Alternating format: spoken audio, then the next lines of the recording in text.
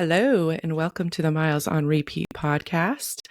Today, I'm just going to be introducing myself as your host. A little while back, I had a guest that couldn't make it, and so I had to quickly fill in a guest spot. Luckily, that connected me with Emily Ketty, and we had an amazing chat and a great episode. But I put a poll up, and people said they wanted to hear me share my personal story. So I thought, hey, why not? Um, at very least, it gives you a little insight into who's conducting the interviews. So, um, a little bit about me. I am from South Dakota. That's where I was born and raised, Sioux Falls, South Dakota. I moved out to the lovely state of Washington in May of 2022.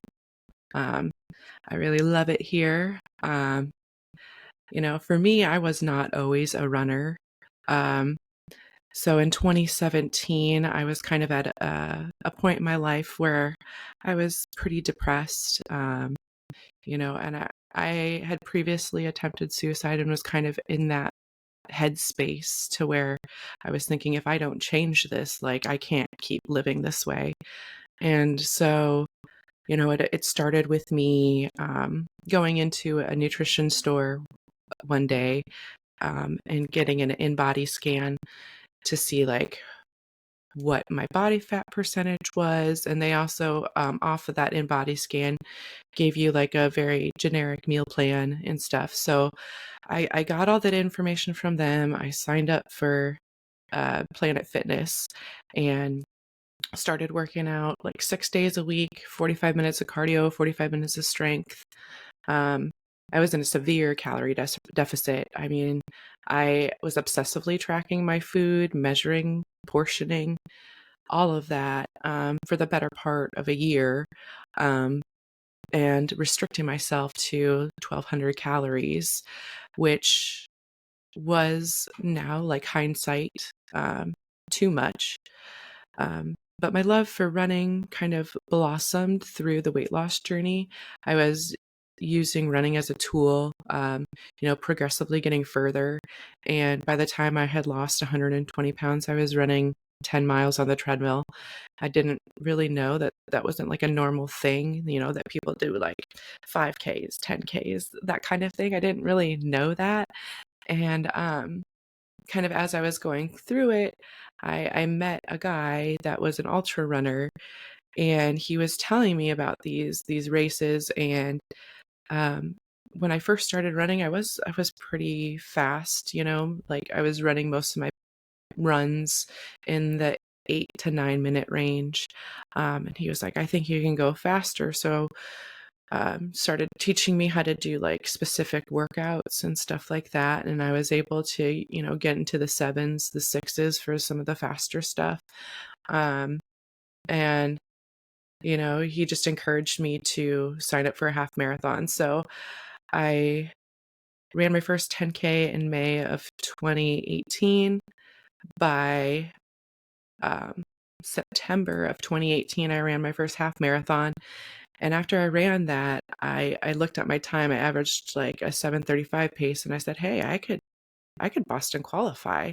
And I didn't really think too much about it. I saw there was a marathon going on just 6 weeks after my half marathon, and I signed up for it, and I gave it a go. I did Boston qualify with a 3:26, and on that start line, I was talking with the 3:25 pacer because that was my goal time, and he was an ultra runner, and he had told me like, if you can Boston qualify on your first marathon, you can run 100 miles. And I took that to heart. So after I Boston qualified, or shortly after, within a couple days, I was on ultra sign up looking for my first 50K. Lo and behold, there was one in the first week of December in California. So I said, hey, why not? And I ended up renting a car and driving to California in December through Colorado. And the rental that I had was just this itty bitty little car. But I ended up running my first 50K in California, the High Desert Track Club 50K in Ridgecrest, California. and managed to do quite well with very limited like mountain climbing experience. I mean, it is a high desert, so you're going through desert, you're going through mountain. It's a little bit of both, and I was very unfamiliar with that terrain, but I still managed a really good time. I officially came in like 30 seconds over 5 hours, and I did place third female, so that gave me the confidence to continue to expand. So in 2019, I took on a coach and took on an onslaught of races. So I started in February with my first 50K of 2019, and then I ran my first 50 miler in May of that year at Berryman 50. Um, Somehow managed first female, and they had invited me back the following year to defend my title. And then I ran my second 50 miler lean horse 50 in my home state of South Dakota. I got second female there. And then I closed out the year with my first 100 miler at Tunnel Hill.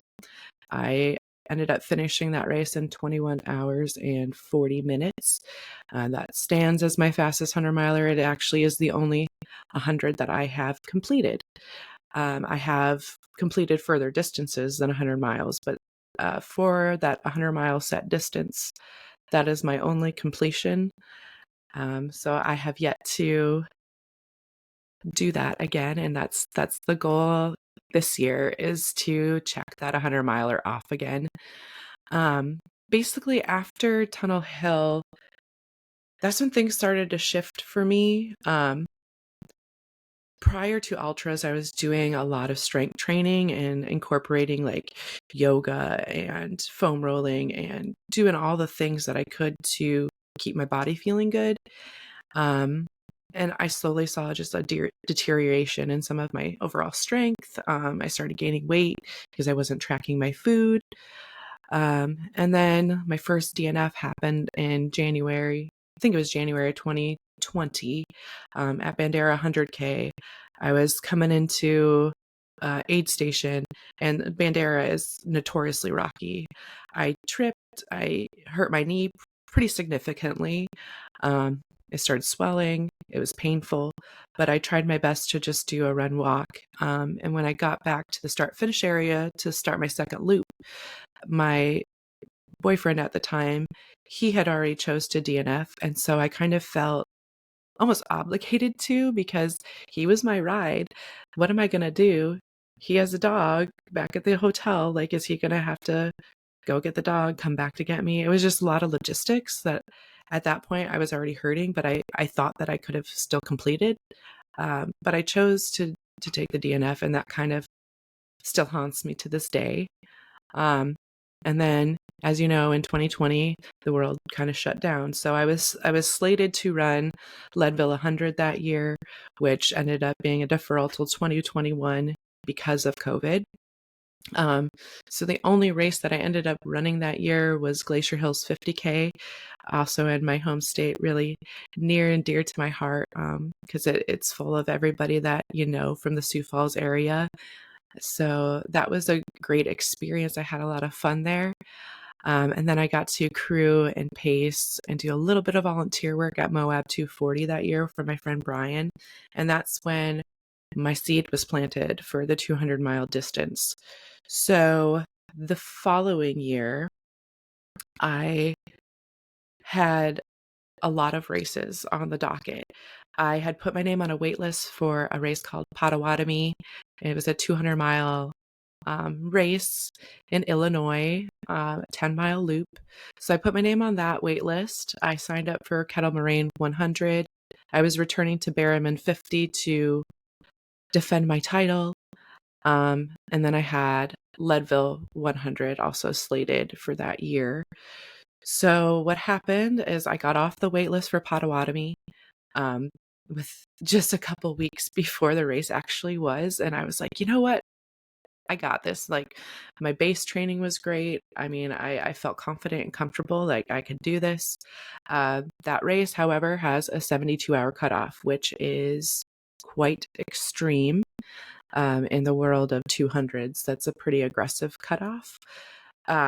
And it's not a flat course by any means. There's 2 creek crossings on this course, and it rained the entire time. I think we had, like, maybe a 8 or 9-hour reprieve from the rain on the second day, I wanna say.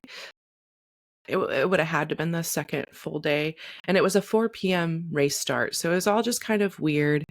Um, I ran the first 2 loops by myself, and then dark set in, and at that point, I had only ever had a pacer at night, because I was kinda uncomfortable night running by myself, even though, like, in Illinois, there's really not too much to worry about. But I, had my friend Jess run that 3rd loop with me, and while we were talking, a flag got misplaced, and I ended up taking a wrong turn.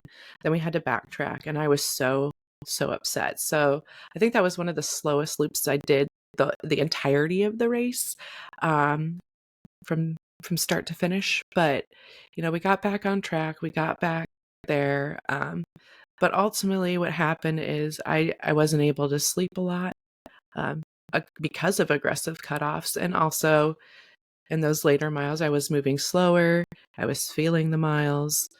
I don't feel like I had all the nutritional tools that I have now, um, and the recovery measures, and just I don't think I had everything necessary to complete that distance in that amount of time.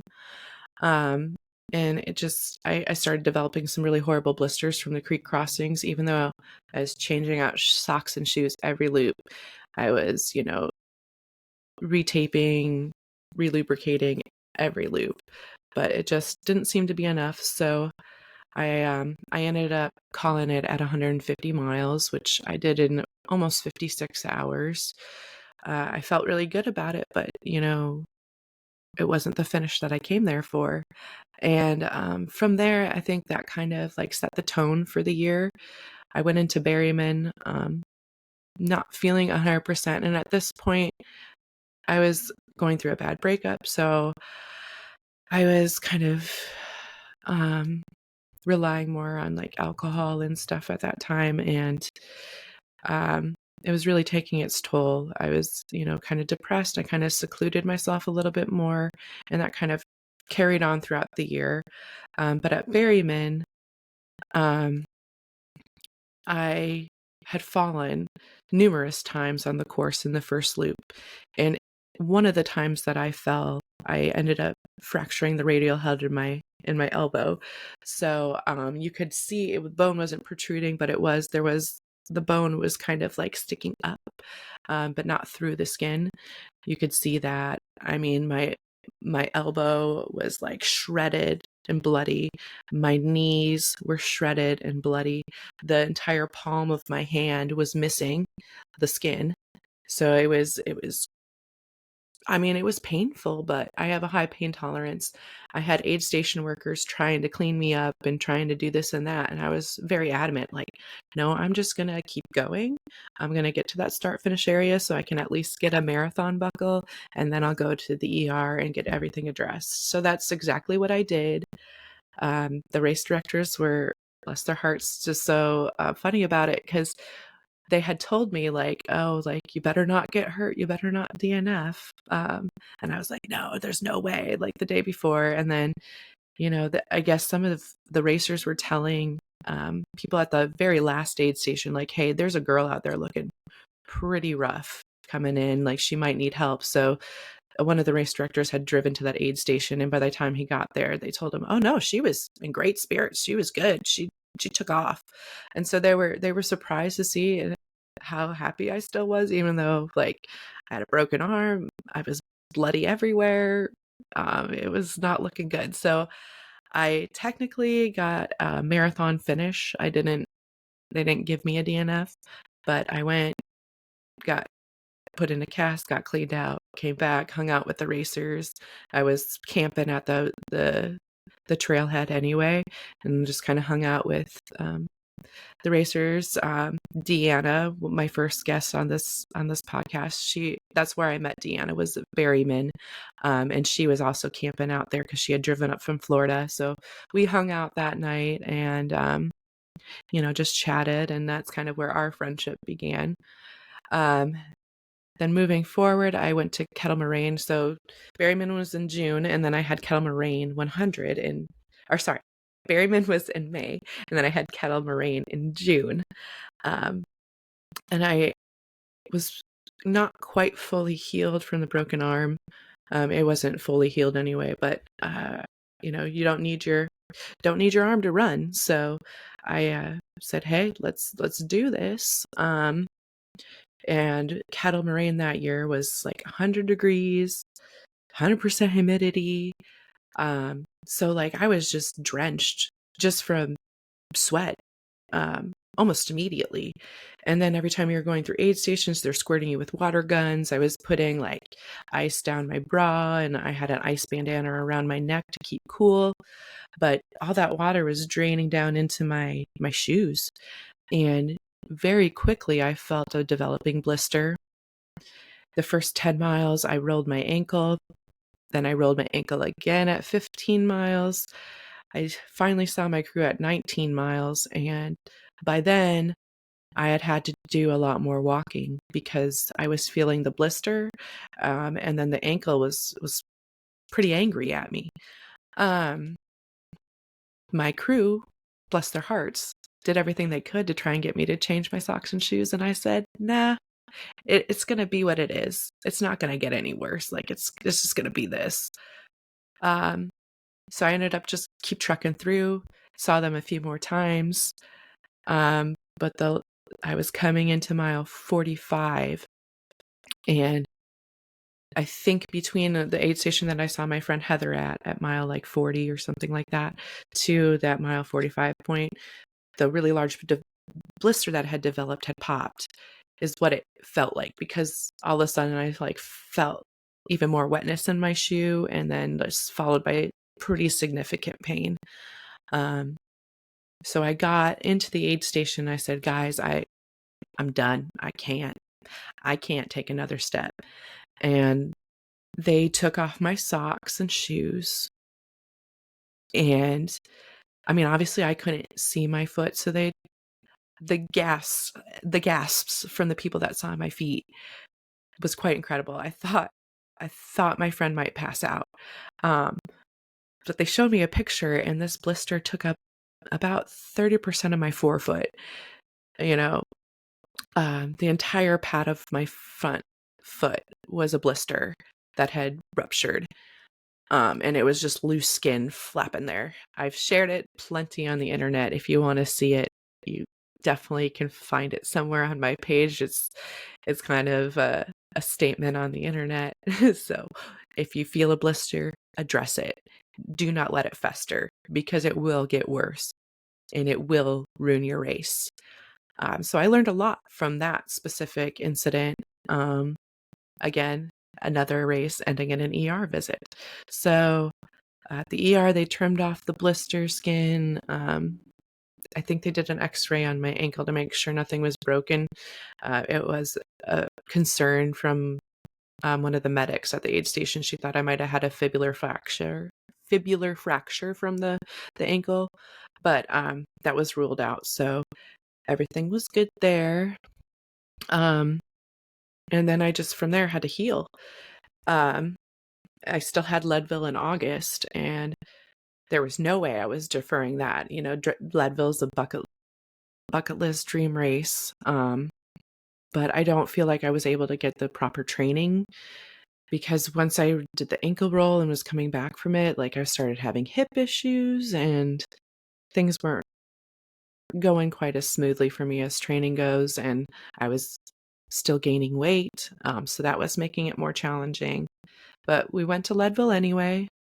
I was where I wanted to be pace-wise initially.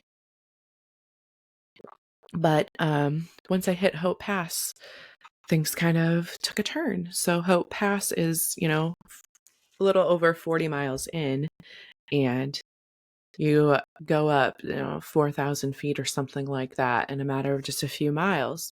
I had climbed Hope Pass outside of the race, so I kind of knew what to expect, but I had never seen the other side of Hope Pass. By the time I had got to the summit, I knew I was already behind cutoff. So it was like, okay, I've got to take this downhill quick.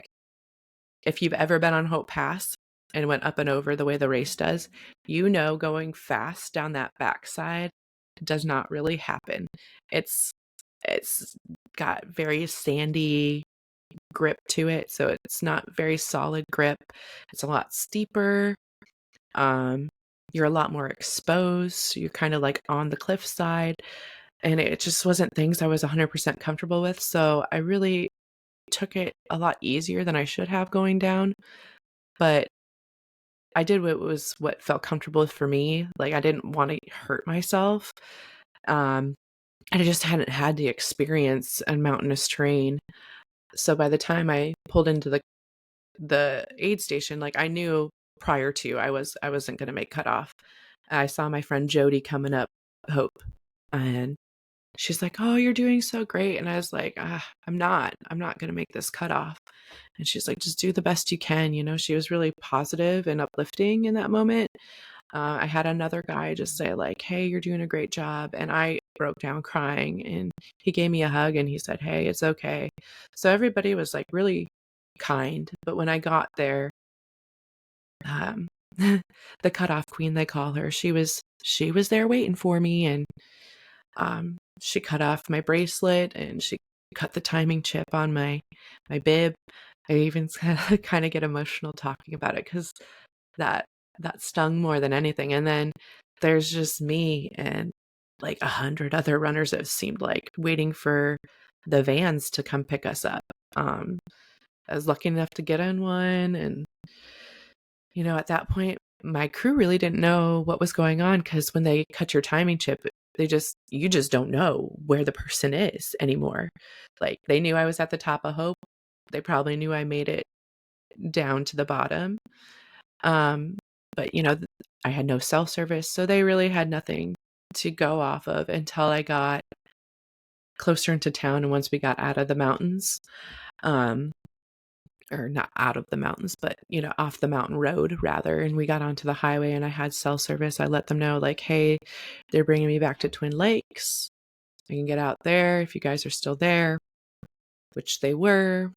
My friend Jeremy, he greeted me when I came off the bus, and I broke down in his arms. And, I took it really hard because I really, really wanted that finish.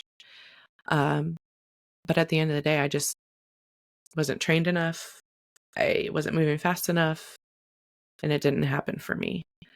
So I was determined to get a 100-mile finish that year. So we had a local race called Farmland 100 going on in November of that year, and I signed up for it. I was one of, I think, 12 that signed up for it and 10 that actually showed up.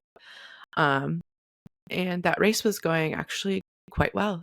It was just on a gravel road, like 12-mile gravel road loop in Iowa. And you came back to like this nice community center that was heated, and it had bathrooms. And so every 12 miles, you got that nice little reprieve. And, I had a great crew. Everything was going well up until um, that hip that had bothered me, starting with Kettle Moraine, kind of had been bothering me ever since. And I mean, I even dealt with it a little bit at Leadville, but not significantly. But at Farmland, it really got bad. So I had my left hip really acting up. And then, it was about mile 76 or something like that. I was with my friend Jeff, and my calf strained. And it was just like a massive Charlie horse in the back of my calf. So I had the left hip and the right calf just like angry, and I had to start walking. But I was determined, so I got back to the start finish area. I think I had a massage gun, and we tried working out that calf a little bit. And I was like, "You know what? We're gonna go." I don't think any of my crew people really wanted me to go back out, but I did anyway. And the first couple miles, I was able to run a little bit more. And then all of a sudden, like, it was like, no, I can't, I don't know if I can take another step, because the pain was so significant in my hip. The pain in my calf was significant. So I ended up actually calling Jeremy, who was back at the lodge, and saying like, "Hey, follow the course markers on this gravel road and come get me, and he did. I waited around a little while, but I eventually just ended up driving home. So I called it at like 81 miles, I think. So I was about halfway through my second to last loop, and had to call it. And that was a tough choice. And from there, I really just fell into a hole of depression. And that's when I really started kind of segueing from regular runs. I had to take time off to heal, rebuild, but things just weren't going back to what they were. Um, and for a multitude of reasons, I had decided to relocate to Washington State. Um, and I think that was the best decision for me. I, had struggled a lot with alcohol and just some bad coping mechanisms. And just where I lived in Sioux Falls, the running community was great, but, I was getting sucked back into old friendships and people that weren't, as desirable. And they were leading me to do things that were more of my former lifestyle and not of what I wanted to be. So I felt like I just needed a total restart. So I moved out to Washington, and then that's when things started progressively getting better. Um, in 2022, I took on a 24-hour race with really low expectation. I was overweight, undertrained, everything. But I stopped after 15 hours, I think, because I was having trouble keeping food down, and struggling with that. And then the end of that year, I met my partner, Ronnie, and he has psoriatic arthritis and a very specific diet. Um, and I think that's when my lens on health and well-being started to change, because that's when I was really reminded how important it is to fuel ourselves and fuel ourselves well. Um, so from there, it was kind of a snowball effect. So I met him, and he was sober. Um, and like so many of the things that he was doing, I was like, well, I want to do that too. I could be healthier. And when you meet the right person, I think you're inspired to be better for them. And that's just how I felt. So by March of 2023, just 6 months or so after him and I had met, I quit drinking as well, and slowly began diet modifications. I was supposed to take on Tahoe in 2023, but had to ultimately defer because of the snow pack in June. They had moved the race to July, and Ronnie was running a 100-miler in July, and it just didn't work out for us. So I said, like, I'll defer. And I slowly started making changes throughout the year. The first being cutting out alcohol. The second was addressing diet. And with that deferral, I really took it seriously. I took this as like, hey, this is my opportunity to turn things around, get back on track, maybe lose some of this weight before I have to actually run this race. Um, and just learn overall better strategies. Um, because of the injuries and taking time off and things like that, I became quite a bit slower. But the thing is I learned as I was rebuilding how to actually run easy, what truly easy meant. And I think that was the greatest gift of all, was like learning I don't have to go hard on everything. I felt like when I first started running, I was more time focused. I would set a time goal for every single race, an A goal, a B goal, and the C goal was to just finish. Um, but I was very, very competitive, and somewhere in between all the injuries and all that, I lost some of that confidence to be that competitive. Um, because I felt like an imposter for quite a while, honestly. And sometimes still do. I still deal with that. Um, and that's my own issue. But uh basically throughout 2023 is when I really started ramping those miles back up. I was consistently getting 50 miles a week and then building from there. So by the time I was in December of 2023, I think I'd already dropped like 25, 30 pounds maybe. And then started to further progress once we got into the start of the new year of 2024. I was running races. Like I think I ran every weekend, a race every weekend in January. I was doing multiple races a month, or at least one race a month that was an ultra distance or above. I was really serious about fueling and figuring out what works for me. And, that's when I kind of started shifting gears as far as what I was fueling with. I started noticing like sugary things were upsetting my stomach, like processed foods, gels with maltodextrin in them. So just various things were upsetting my GI. And I learned through experimentation what worked best for me, just through training. So by the time I got to Tahoe, I think I had tested and tried, the pack weight multiple times. I mean, at least once a month, I was doing full pack hikes/runs with pretty decent elevation gain, but usually more than once a month. I did some races even. I did a 12-hour race that I ended up with like 36 miles and, 9,000 feet of climb. But I did that all with my 16 pack weight on my back and somehow got first female, but there was only 3 of us. So it's not much of an accomplishment. But, um, those were a lot of confidence builders throughout the year that led up to Tahoe. And then Tahoe came in June and I couldn't have felt more ready. I had put down some amazing training. I had shed 40 pounds by then. I was feeling more comfortable, confident, and I was dead set. I was finishing that race. And I've recapped Tahoe on other podcasts, so I'm not going to go through like a full recap, but I will just say like it was the single most transformative experience of my life. The community that you felt there with the fellow racers that were enduring the suffering that you were, I made sure to smile at everybody that I saw and say hi as they passed, because it was a double out and back. So you are seeing, the front runners, the mid pack. For me, I was seeing the mid pack too, coming back at me. So it really made you feel closely connected to each other.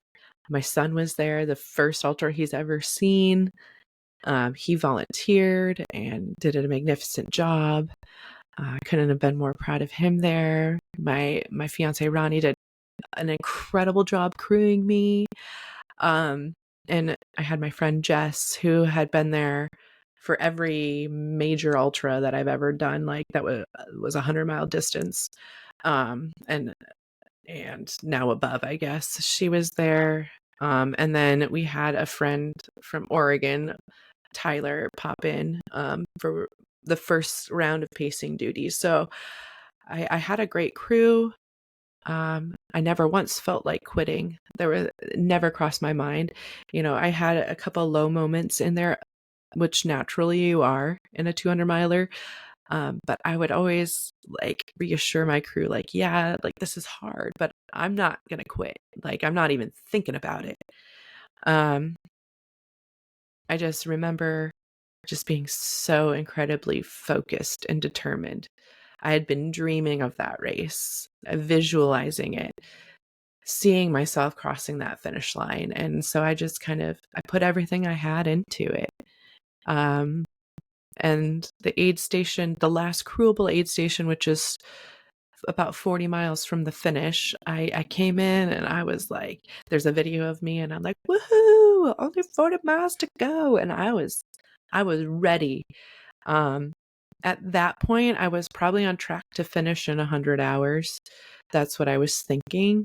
And I took off with Ronnie. He paced the last 40 miles after crewing, for the rest of the race. So he was probably just as exhausted as me. But he took me the last little bit, and from Incline Village to the finish at Heavenly. And when you're coming up from Incline Village, you get this really amazing view of Lake Tahoe that I really didn't get to see fully or appreciate the beauty of my surroundings, because the first time I went through, it was in the dark. So it was quite an experience. And that last night, it got down to like 19 degrees with 35-mile-an-hour winds on the ridge line. So they were making sure you had extra layers and all your required gear before you left that aid station. I mean, I used every layer that I had, I think, and I stayed comfortable. But when we got to Spooner, the very last aid station, which was still 20 miles from the finish, I was so antsy. I ate a meatball pizza. They made me a meatball pizza, and Ronnie refilled my pack, my waters and stuff. And by the time he was finishing filling up his stuff, filling up my stuff, and had eaten a little bit, I was like, time to go. I think I was in and out of that aid station within a half an hour. It was the quickest stop I had done the whole race, but I was just so ready to be done. I told the people at the aid station, I was like, there better be a yellow buckle for me at the finish. That's all I want. And a guy joked that he was going to go make sure that it was there. But I took off, and that last 20-mile stretch was excruciating. The climb up Spooner, I just all of a sudden was like, oof, I'm tired. Then you got to the top and it's blowing wind, and this other racer, he had kind of caught up to me, and said he was going to take a nap up there, and I was just dumbfounded. I was like, go for it. Like, I'm going to keep moving. He ended up catching me not too far from the finish, but about, I don't know, 5 miles out from the finish, I had a pretty good fall, and I hit my knee pretty good, and I was like, I don't know if I'm going to be able to get there. I just kept saying, like, I don't even know if this finish line exists. And then we were almost to the highway crossing before you go to the last, like, I think it's the last about 3 miles to the finish. And right before this crossing, I was looking at the road, tripped, and fell, face planted, like completely face planted. I didn't try and save myself. I learned a long time ago after that broken arm not to brace. And I face planted and I cried. And I was more upset that I was going to have dirt on my face for my finisher photo than anything, which is kind of hilarious, because it's like, at that point, I've been out there for almost 96 hours. Like, come on, you're going to be dirty. So I wiped my face off, and we crossed the highway. And shortly after crossing the highway, I just could not find the flagging. That guy caught up to us, and I followed him in. He's like, I know the way. And he did know the way. And, we came into the finish.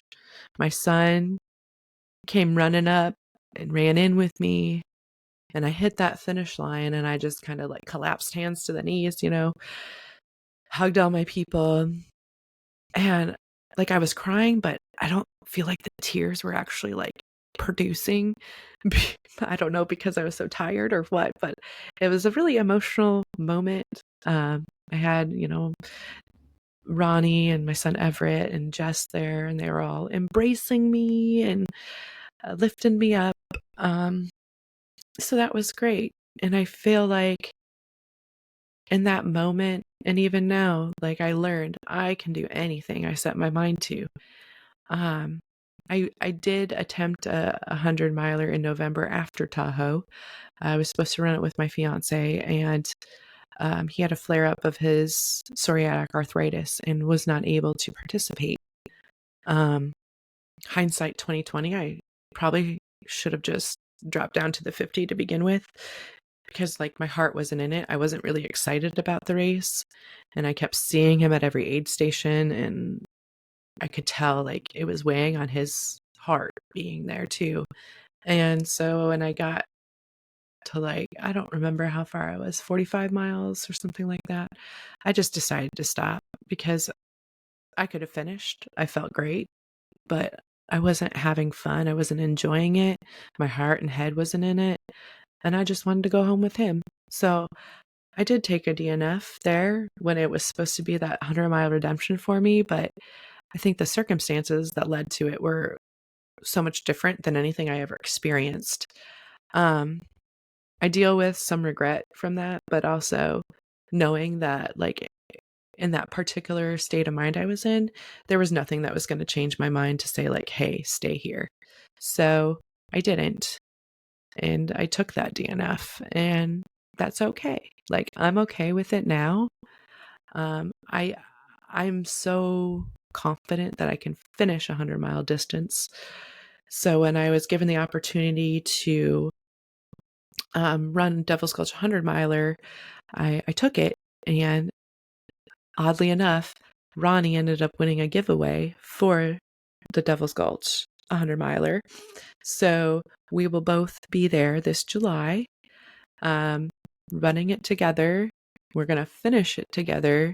We're training together like we usually do, but I'm so excited to take on this race. It's going to be absolutely brutal because of the climbing, because it's July. It's very notorious for being very hot in that part of Washington in July. The terrain can be mixed and varied to some technicality. So, I mean, it's going to be an exciting thing. And I can't wait to get there and see it and do it. So that's kind of where I'm at. That's kind of my history. You know, not everything has been all glitter and gold for me. I had a lot of tremendous success when I first started running, but that also came with being very naive, and not knowing the proper way to fuel and do things. Speed is something that I'm not really concerned with right now. It kind of goes back and forth for me, but I've really just kind of learned to take ego out of it and enjoy myself out there, because that's why I'm doing it. I'm doing it to enjoy myself. I'm doing it to see what's possible. What more can I ask of myself, other than to just do the best that I can? Um, and I think Tahoe is such a game changer for me, just having that confidence that, hey, I completed 200 miles. I can do anything. And it was a tough course. It was not easy. So I'm using what I've all learned these last couple of years and going to apply that moving forward. And a large part of why I started this podcast was because of coming out of Tahoe and meeting so many amazing people, not just there, but just ever since I started running. We all come from different walks of life. We all have our own personal story that brought us to where we are. And I find such power and inspiration in that. And since I've started this podcast and connected with other people, like, my appreciation for the sport has grown so much deeper. And I feel like I'm learning something from everybody I talk to, whether it's, tricks on mindset, or, tips and tricks for gear, or how to handle wilderness, or that kind of thing. I think I'm taking away a little bit of everything from everybody I talk to. And I still have, like, a huge onslaught of people that I want to have on. I haven't been strategic in how I've been asking people to come on, but if you know me and you're a runner, expect that I'm probably going to ask you to come on at some point, because I've gained so much inspiration from a lot of the people that I've met along the way. You all inspire me to do more and do better and to push what's possible for me. So thank you for that. Thank you to this community. And, that's just a little bit about your host. If you didn't know about it already, that's kind of my history. Obviously, I didn't go into any crazy, crazy detail about every little single thing, but that's me. That's Amanda. And this Friday, we'll be having another episode release. So I'm recording this today on Wednesday, releasing it today on Wednesday. I've already recorded Friday's session with Kendra Wilson, so that'll be available on Friday as well. So make sure to check out her episode, listen to our other episodes if you have not already, because there's been some really good ones already on. And I've got some really good ones coming up in the future too. So I hope you stick with us. And, if you have any suggestions or comments about what you've already heard on the show, anything that we can improve on to make the show better for you, please don't hesitate to reach out to me on the Miles on Repeat Instagram page. You can do my personal page at Runner Mom Amanda on Instagram. I'm on Facebook, just Amanda Rasmussen. I'm on Strava. We're currently uploading on Spotify and Apple Podcasts, and I'm trying to get videos onto YouTube, but that one's a little bit trickier. So I'm trying to get on all these platforms, and hopefully we'll make it more available for everyone and accessible for everyone. But that's all I've got for you guys today. So please like, share, follow, give us a review on Spotify. That'll help me out too. Appreciate you guys listening, and we'll see you next time on the Miles on Repeat podcast.